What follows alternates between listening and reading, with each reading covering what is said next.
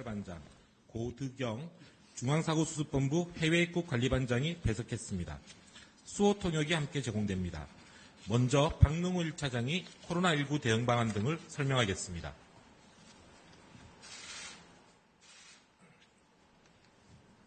코로나19 중앙재난안전대책본부 1차장 박능우 보건복지부 장관입니다. 6월 21일 0시 기준 지역사회의 신규 확진 환자는 40명입니다. 해외 유입 사례는 8명으로 어제 하루 총 48명의 환자가 발생하였습니다. 6월 21일 0시까지 발생한 확진 환자는 총 12,421명이며 현재 1,273명의 환자들이 치료를 받고 있습니다. 어제 사망하신 분은 없었고 지금까지 총 사망자는 280명입니다. 정부는 오늘 정세균 국무총리 주재로 중대본 회의를 개최하여 고위험시설 추가 선정 계획, 해외 입국자 관리 개선 방안 등을 논의하였습니다. 정부는 매주 지난 2주간의 방역관리 상황과 위험도를 평가하여 대응 체계를 점검하고 있습니다.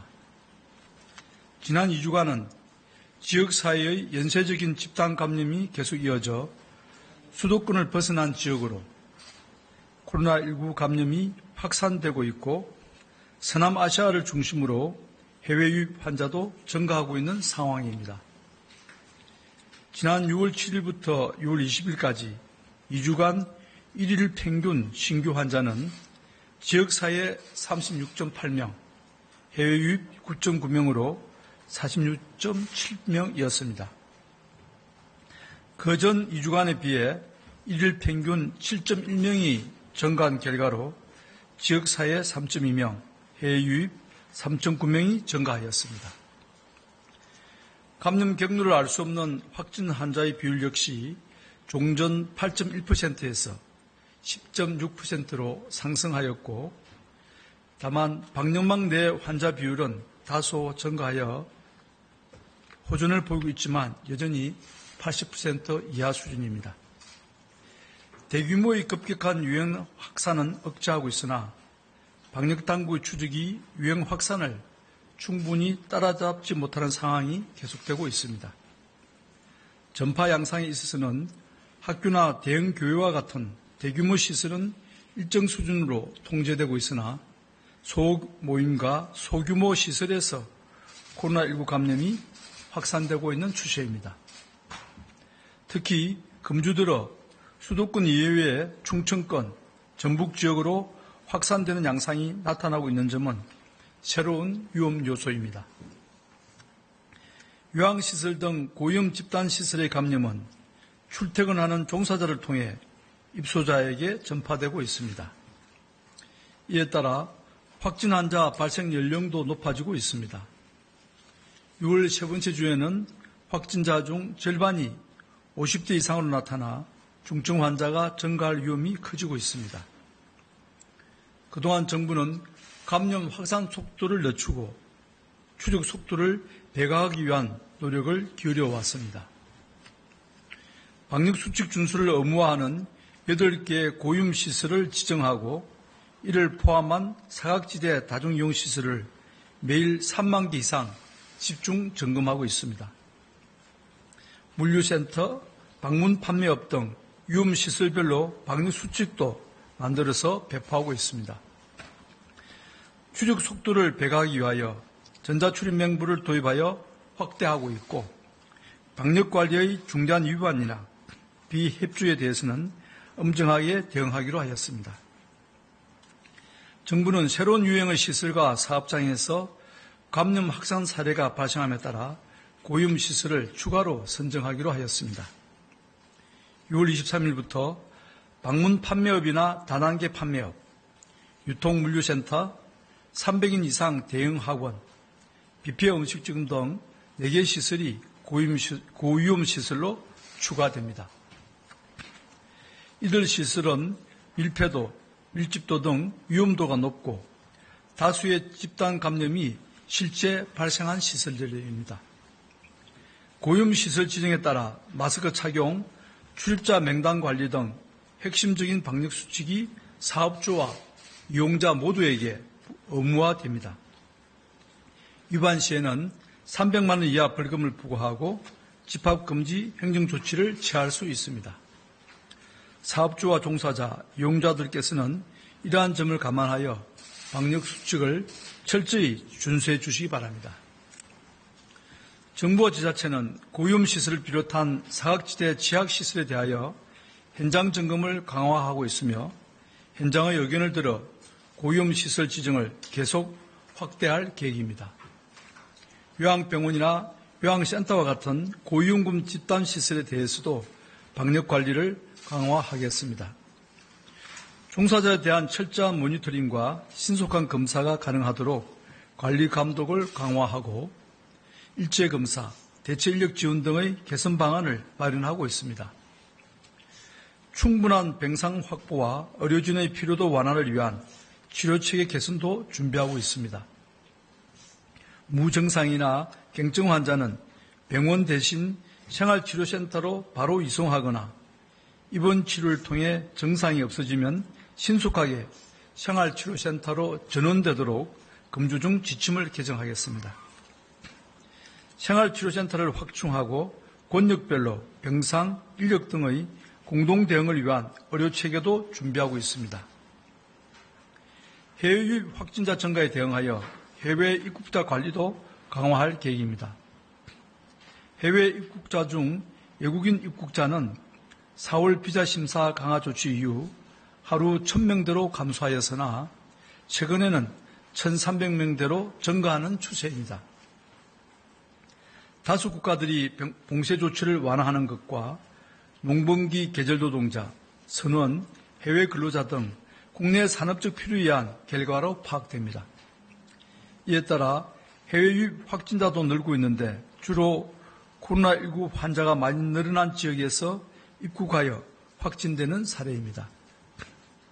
모든 입국자는 2주간 격리와 입국 후 3일 이내 진단검사를 실시하고 있어 해외 유입 사례가 지역사회 2차 감염으로 이어진 사례는 없었습니다.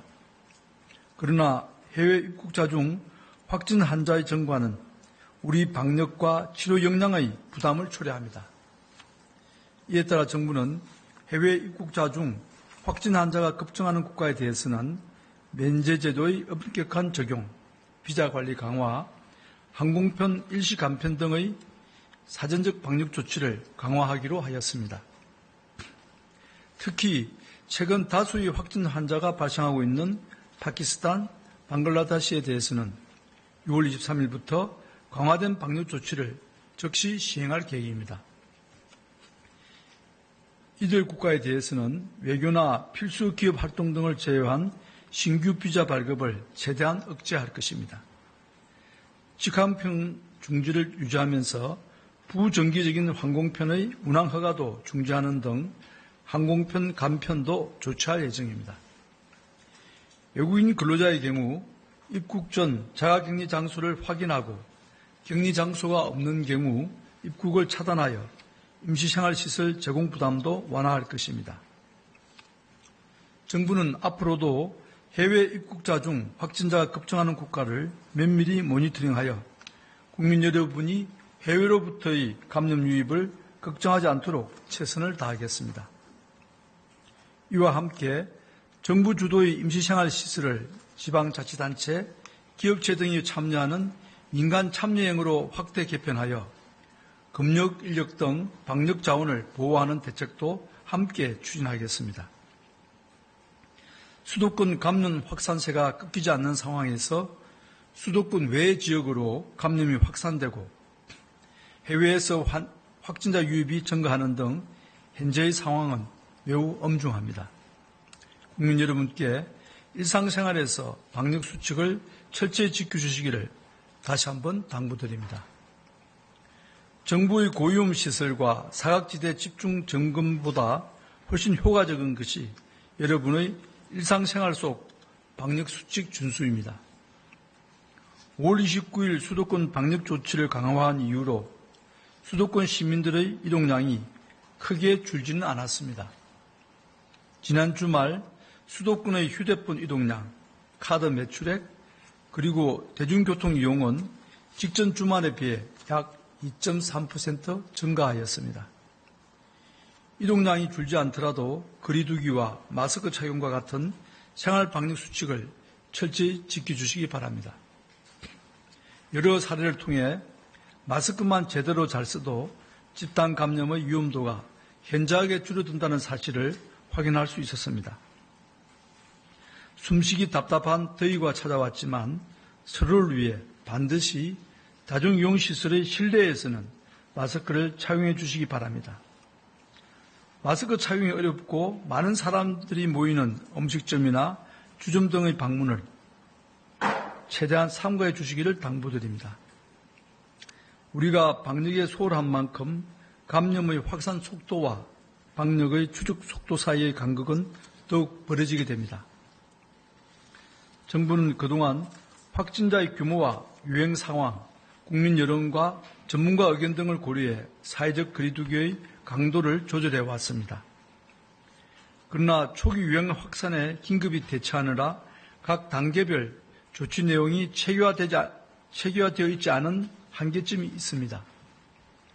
정부는 예측 가능성과 신뢰도를 높이고 국민 여러분의 적극적 참여를 이끌어내기 위해서 단계별 조치 사항을 구체적으로 재정비하는 준비도 함께 하고 있습니다.